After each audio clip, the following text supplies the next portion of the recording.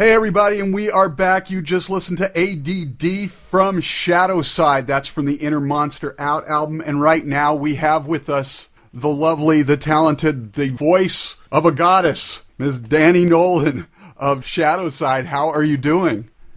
I'm doing great. Happy Halloween. Thank you. I'm so glad to have you here. I've been wanting to talk with you for a while. I love the new album, Inner Monster Out. Your third album, really, but this one for me feels like you're really starting to come in your own on this one.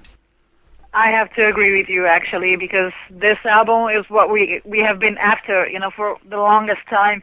This is basically what I wanted to do since I started my career. So this is kind of the turning point for me, kind of the beginning of the band as well. Not just for me, but for the guys in the band. We are really happy with the results of this album. Right, and it turned out amazing. I want to talk about the album a little bit more as we go, but first, it is Halloween. Now, you're from Brazil, obviously, Santos, Brazil, but do you guys celebrate Halloween down there, or have a similar sort of holiday that you guys celebrate, or?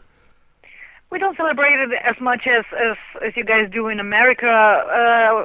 It's mostly parties, costume parties and stuff like that, but kids don't have that habit of going around asking for candy and stuff like that.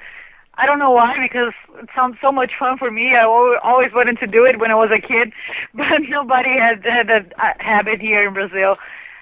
So basically, it's just an excuse for us to party.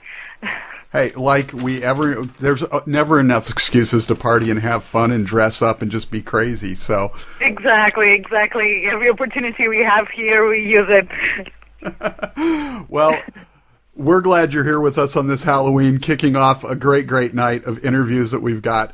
So one of the things that I want to talk to you about is the Brazilian metal scene is really big. A lot of people don't realize how much is going on down there. I mean, you think of Brazil and you automatically think of Max Cavalera and of course Sepultura and everything, but there is just such a huge scene down there.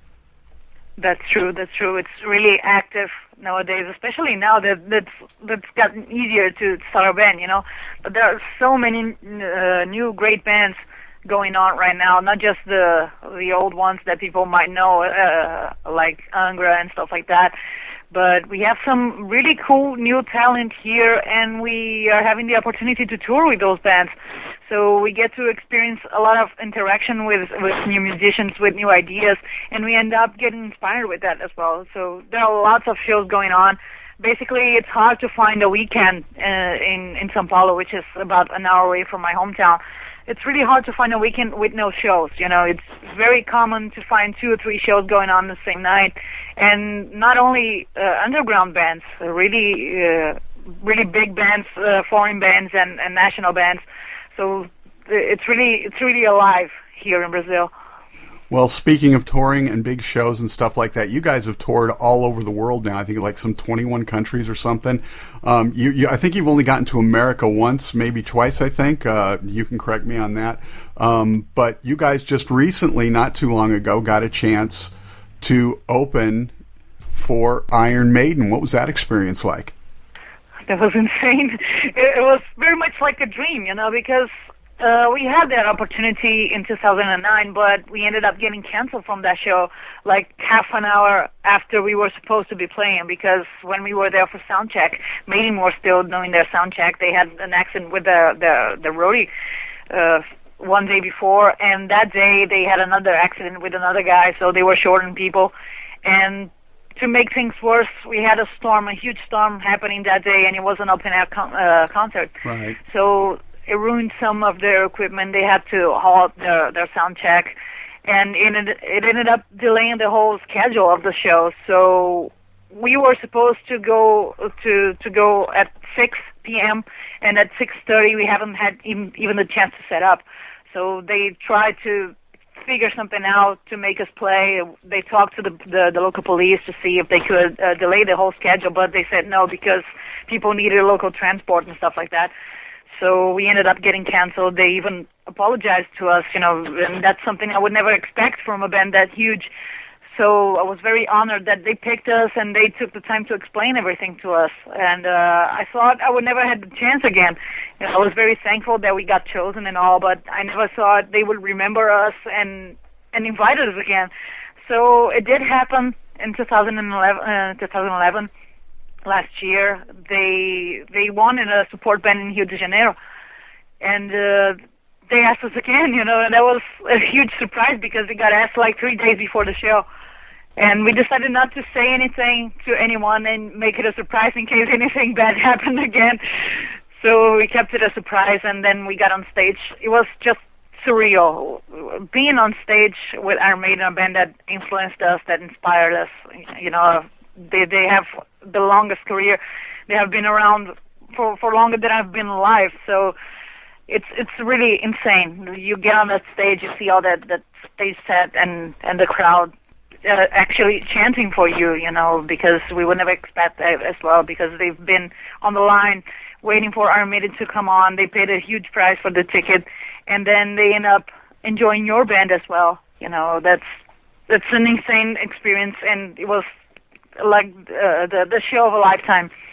Right. Well, so far anyway. Hopefully. So far, yeah. I hope we get the chance again, or someday, who knows? We are playing on huge arenas like they are. I don't know. Maybe it's a dream, Absolutely. But who knows? Everything can happen.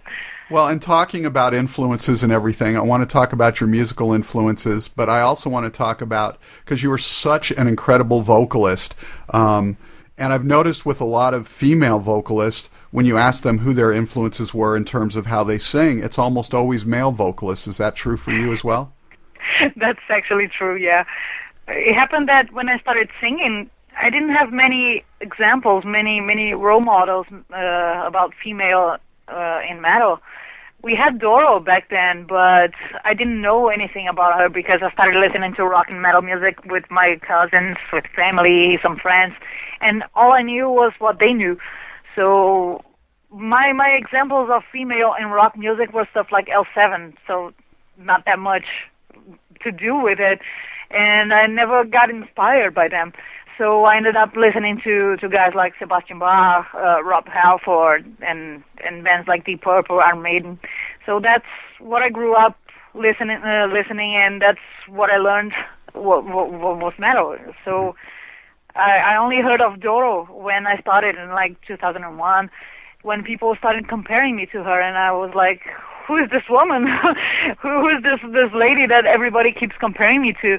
And then I went to listen. I didn't think there was much to do with it, but I got what they were talking about. She was the first one, and the first one to sound like a guy. So then she inspired me as well, but she wasn't that much of an influence like the guys were. Right. Well, Dora was just on the show last weekend, ironically enough, talking about her new album that just came out. But she was sort of the reigning queen of metal for all these years. But down in Brazil, you're pretty much the reigning queen of metal. You've been winning awards. The last album was winning a lot of awards, being picked in the top 3 albums everywhere. Top female vocalists. That's pretty high praise. It is, and I haven't gotten used to it. I don't think I ever will, because I always think there's something to improve, Right. Well, but it's a huge compliment, It's just a work recognized, but I try not to think of it as much, because I might get lazy if I do believe in it. Absolutely. I can understand that completely. You always got to keep moving forward. You were talking about influences too. You didn't mention him, but I know he's on your mind, Bruce Dickinson, because you got to play with him. He had to be a big influence as well. Oh, of course. He's a fantastic frontman, not only as a singer, but he's also fantastic on stage. He's everything that I wanted to be when I was a kid. I used to imitate him a little bit. I wanted to try to move like him, because he's always so entertaining. I think he's a complete artist. Right. Now everybody thinks it's just about the look or it's just about the vocals, but it has to be. If you're the front person, it's got to be that complete package. Yeah, exactly. You have to keep people entertained. Otherwise, if you just stand there, then you may sound great, but you're going to be boring. So I always think the show has to be a little bit more, not a little bit more, but a lot more actually than the CD.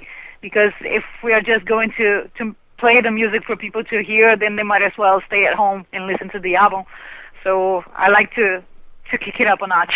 Absolutely. So One of the things that I wanted to find out about, because obviously huge in Brazil, starting to get known other places as well, but here in America, we still haven't heard enough of you guys. And of course, here at Metalholic, we're trying to put the word out as much as we can. But can you give us a little backstory on the band, how it all came together and everything? Well, we started as a recording band, basically, because we didn't have many aspirations. We dreamed a lot. We had a lot of plans that they weren't really plans. They were very much like dreams because we didn't expect anything to happen. We just wanted to record our ideas. And we didn't play any shows before recording our first material, our first demo. It was a 6-track EP. And we decided, well, there's no point in going out and playing shows if we have nothing to show people. So we decided to record a little EP and see what would happen from there. We started sending out to people, and we were just happy that we had the material in hand. You know, we were just happy that we were recording something and showing it to our friends, to our family. And we were like, hey, here's our ideas permanently on record. And we thought that was super fun. And then we started sending out to magazines and concert promoters just to see what they would say, what tips they would give us. And suddenly the press started talking about us a lot, here in Brazil especially. And we started being invited for shows. And then our 6th concert, we got invited to play with Nightwish, to support Nightwish in São Paulo, which was huge at the time because we were a very young band. Right. I think the oldest one was 19 years old back then. The youngest one was 14. And we were playing for an audience of 7,000 people. That was pretty scary. And we ended up having our first lineup changed right there because we just weren't ready for it. We Right. had to get rid of some guys that thought they were on top of the world, and some guys just didn't handle the pressure. They wanted out. So that's when we started finding our stable lineup and started really taking things seriously, because that's when we realized that we had a chance. So we started recording and touring relentlessly. And since then, it's been 21 countries, including Brazil. It's been 5 tours in the U.S., actually, 5. but we have been mostly on the East Coast and the Midwest as well. We played Indianapolis Metal Fest twice. We hope to play there again when they come back. And we toured 19 countries in Europe. So it's been a pretty busy 10 years, but we actually started making it happen since 2007. That's when we really started taking things seriously and really took a career in our hands and decided that we wanted to do this professionally and dedicate our lives to the music. Right. Well, and you are the only original member of the band from the inception, right? That's true. I am the only original one, but I also consider Fabio Buitvidas the drummer. I consider him a starting member because he recorded the first album and has been with the band since 2002. You know, the other guy hasn't been around as long, the first drummer, and he didn't really record anything official. So I consider Fabio one of the original lineup members, even though he doesn't see it that way. I do. I feel he's as important as me maybe in the band, because it's funny because he didn't feel the band was his, and now he does. So I see him as the lineup, the original lineup. Well, we're going to listen to the lineup right now from the new album, Inner Monster Out. We're going to listen to Dani Nolden sing here with the band. We're going to listen to the title track, Inner Monster Out, and we'll be back on the flip side right here on Metalholic Radio. And we are back here live, Metalholic Radio. That was the title track, Inner Monster Out, from Shadowside. And that's an incredible song, but there's also a lot of great talent on that song besides you and the rest of the band, right? That's true. There was a lot of collaboration with some Swedish guys.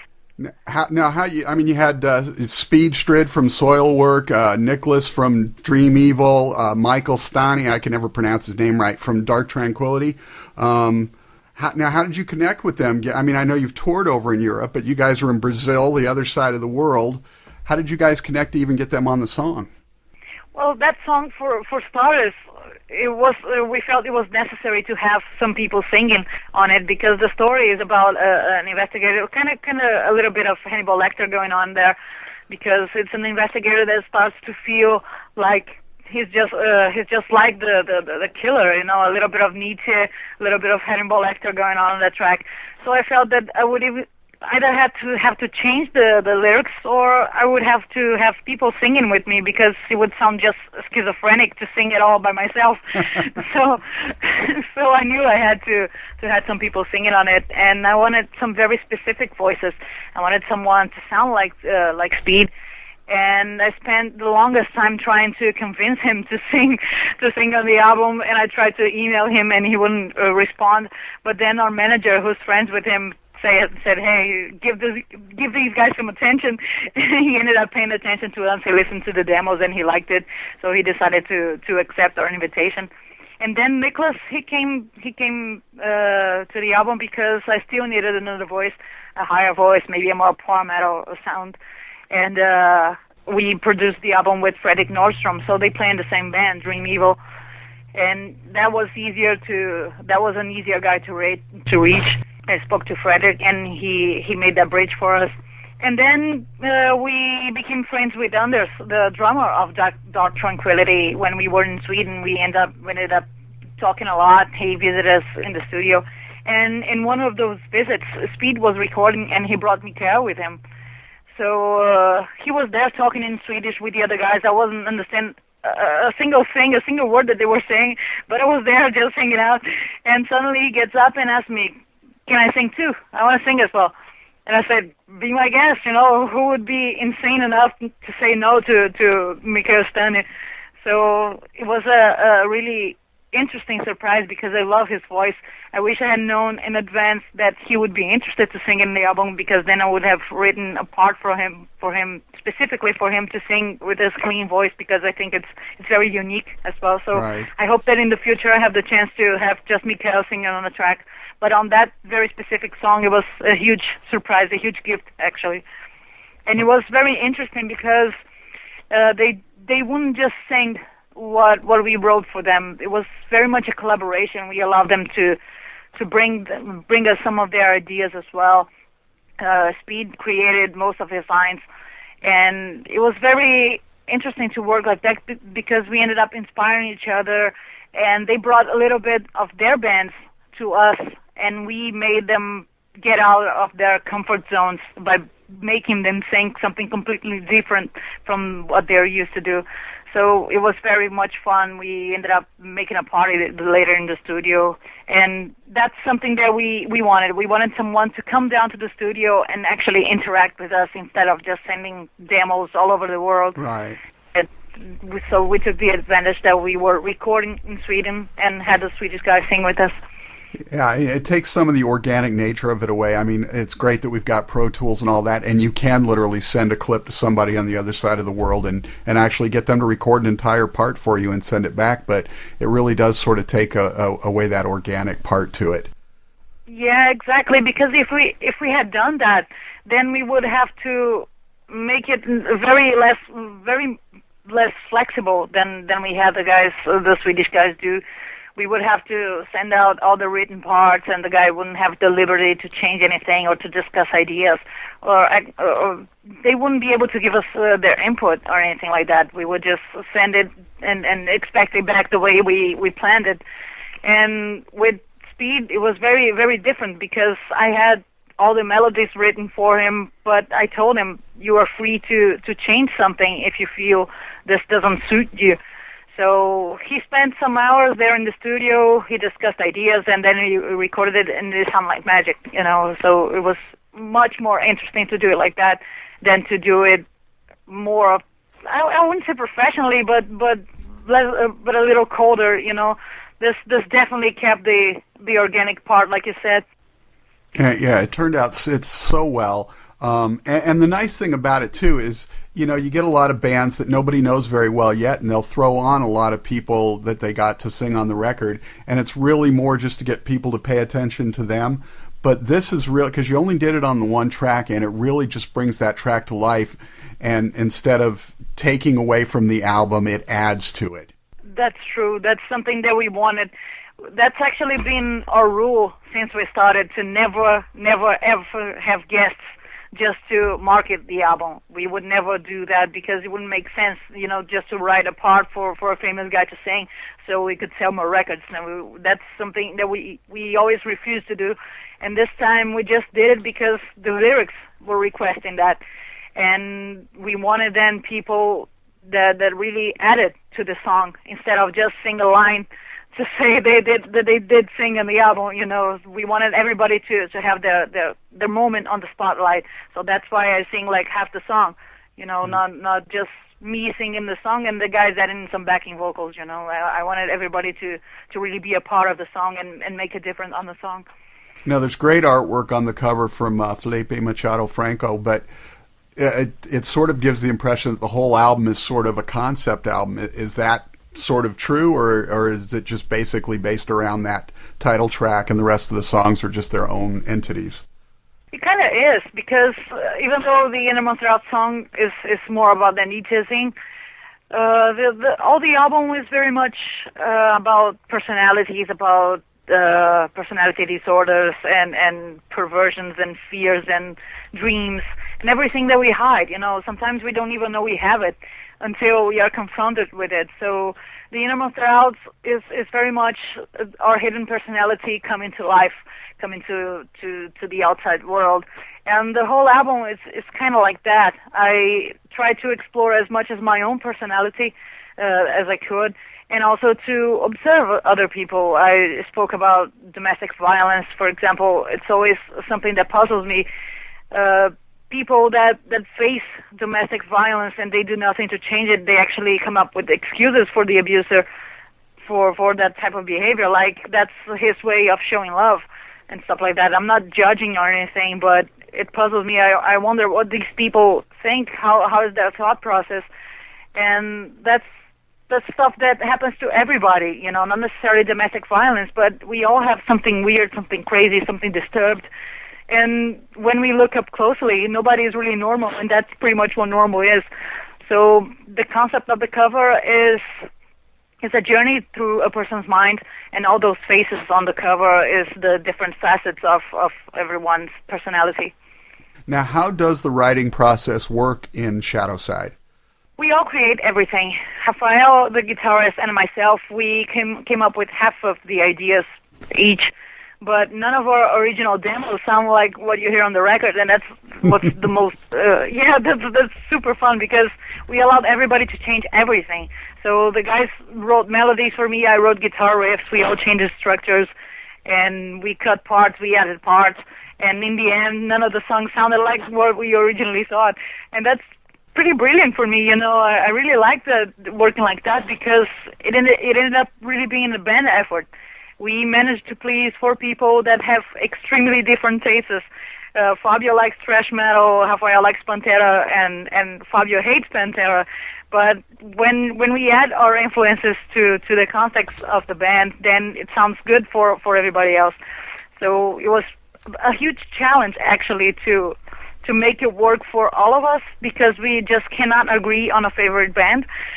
But we ended up embracing all the musical differences and making something that we all can enjoy. Nice. Well, and it by having all those mutual differences, it really helps you guys create your own sound. If you guys all listened to Maiden or Pantera and that was it, you guys would end up sounding like a clone of them just by default. So the other thing I wanted to ask you about, and every album, you love all the songs, obviously. They're like children and everything. And we've already talked about Inner Monster Out, but are there 1 or 2 songs on the album that have real special stories for you, or that are really close to home for you, that stand out? Well, Angel with Horns is my favorite one, I have to say. Not only because of the story, but also it's my favorite song. I had that song on my mind for the longest time. And the story is kind of true, because some friends, they were calling me Angel with Horns because they said I had that naive side, very sweet side, but also a very evil facet of myself, because I would mess with them and not even realize that. And I decided that I had to write that song when I kind of went through a situation with my favorite tattoo artist, actually. I was hosting an event, a tattoo event, and this guy was one of the judges, and he kept winking at me during the entire event, smiling, winking, and flirting, and I was like, what does this guy want? And he got me so uncomfortable, but I really didn't think about doing anything about it. But then after the event, he came to talk to me, and he started saying that he was going to Peru on a convention, stuff like that, and he gave me a card. And I didn't know that was him. I just realized that was my favorite tattoo artist when he gave me the card. And I said, dude, I'm your hugest fan. I've been reading about you since I was a little girl. And then I realized that I had just called the guy super old, and he just left. He didn't say anything at all. He smiled and left. And then my friend that was with me, he said, "You're really becoming more and more like an angel with horns." And then I decided that I had to write the song. When we get done here, we're gonna have to play that song on the way out and everything. Now, ending the album, you guys did, at least on the version that I've got, you guys did a wonderful cover of Motorhead's Ace of Spades, which is still to this day my favorite Motorhead song. Why did you choose that to cover? It was more like a homage to Motorhead. We didn't have any expectations on how that would sound, but we decided that we would make it our own, instead of just copying Motorhead, because there can be only one Motorhead and Lemmy is God, so there's no way we would top it. So we decided to make it our own thing and have fun with it. Freddie actually refused to produce that track because he thought nobody could do it better than Motorhead, so we just did it our own. And we had fun with it. Fabio thought it would be cool to have a woman singing Motorhead. He thought it would be surprising, and I had a great time with it. He was actually the producer on that track, telling me how I should sound and how I should phrase the sentences, and it was a blast. We play it at shows sometimes, and for some reason I keep switching the verses whenever I sing that song live. So there was one day that I came to a fan and asked, "Dude, do you have the lyrics to Ace of Spades? Because I completely forgot it." And then he got the cell phone and he got the lyrics for me, so I did the show. So thanks to that guy, I managed to complete the show with the correct lines of Ace of Spades. Nice. So now, even though the album just came out like back in May here, the album's actually been done and around for a while, because I could swear I remember getting it as early as last year. So obviously you guys have had a lot of time to write since then. Are you guys looking ahead to when you're going to be doing the follow-up to this record? We are always writing, so it does look like we are going to have enough material probably by early 2013, but we are not going to start recording until 2014, because I think we are going to be touring a lot in 2013, because since the album came out not too long ago in the United States and also in Europe, then we ended up touring first in Brazil, and we have like a 15 to 20 dates tour here in Brazil yet to do. So we won't be able to tour anywhere else until early 2013, maybe mid-2013. So we are going to be a lot on the road next year. And I'm pretty sure we are going to share ideas and share songs on the road, because we end up being, for such a long time on the tour bus, that we have nothing to do unless write songs and tell each other what we've been working on. So it looks like we are going to have the album completely written by end of next year and start recording on early 2014. So, and hopefully you guys are going to get back to the U.S. here at some point, because we'd really like to see you get a full tour, and the West Coast would love to see you, because that's where I'm at. I know I would love to see you guys play live. Now, obviously, music is your life, and family, of course, too, but we know now that you're a big fan of tattoos and such, but besides that, what are you into outside of music? I'm a bookworm. Really? If you give me a book, I'll read it. It doesn't matter what it's about. I'm going to read it. And if it sucks, I'm going to tell you later, but I'm going to read it until the end. And I'm going to finish a book in like 2 or 3 days. I won't put it down until I finish it. I just love reading. It's my favorite pastime. And I like video games as well. And martial arts. I've been into Kung Fu for a while now. Wow. But I don't fight anybody. I just train. Well, you got to be able to protect yourself. See what happened. Somebody jumps on stage. Look what happened to poor Randy Blythe, man. You got to be able to protect yourself. So, But there's no way. There's no way I would fight anybody. I'm too much of a wimp. Dani Nolden of Shadowside, thank you so much for taking time to talk with us and hang out on Halloween. It's an absolute honor. The new album, Inner Monster, out. Everybody has to get a hold of it, and we are going to play Angel with Horns here on the way out. Definitely. Awesome. Dani, thanks again so much for taking the time. We look forward to you getting out here. Right now, we're going to head out Angel with Horns from the new album, Inner Monster, out, and we will talk to you again real soon. Definitely. Thank you so much for having me on the show. It was a huge pleasure. Absolutely. Horns up, people. Take it easy.